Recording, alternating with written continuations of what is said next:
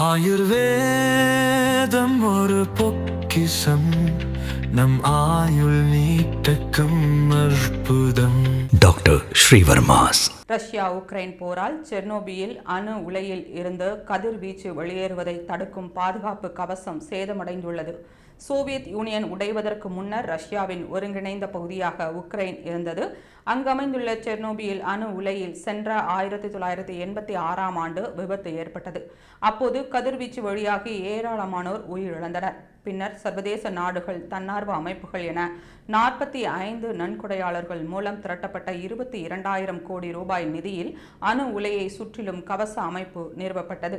வேறு ஒரு இடத்தில் கவச அமைப்பை கட்டமைத்து அதை நகர்த்திச் சென்று அணு உலையை மூடி கதிர்வீச்சு வெளியே வராமல் தடுக்கப்பட்டது. அதற்கான பணிகள் 2010ஆம் ஆண்டு முதல் 2019ஆம் ஆண்டு வரை நடந்தன. இதையடுத்து வெடித்து சிதறிய அணு உலையில் இருந்து கதிர்வீச்சு வெளியேறுவது நிறுத்தப்பட்டது. ஆனாலும் பாதுகாப்பு காரணங்களுக்காக சுற்று வட்டார பகுதிகளில் மக்கள் யாரும் வசிக்கக்கூடாது என்று உத்தரவிடப்பட்டது.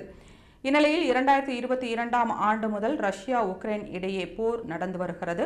இதில் ஒரு தரப்பினர் நடத்திய தாக்குதலில் அணு உலையின் பாதுகாப்பு கவசம் சேதமடைந்துள்ளதாக IAEA எனப்படும் சர்வதேச அணுசக்தி முகமைப்பின் வல்லுநர் குழுவினர் நடத்திய ஆய்வில் தெரியவந்துள்ளது. கவச அமைப்பில் இருக்கும் கூரையில் தற்காலிக சீரமைப்பு பணிகள் மேற்கொள்ளப்பட்டுள்ளன. ஆனாலும் கதிர்வீச்சு பாதிப்பு ஏற்படாமல் இருக்க வேண்டுமானால் முழுமையான மறுசீரமைப்பு பணி அவசியம் என்று சர்வதேச அணுசக்தி முகமை அறிவுறுத்தியுள்ளது.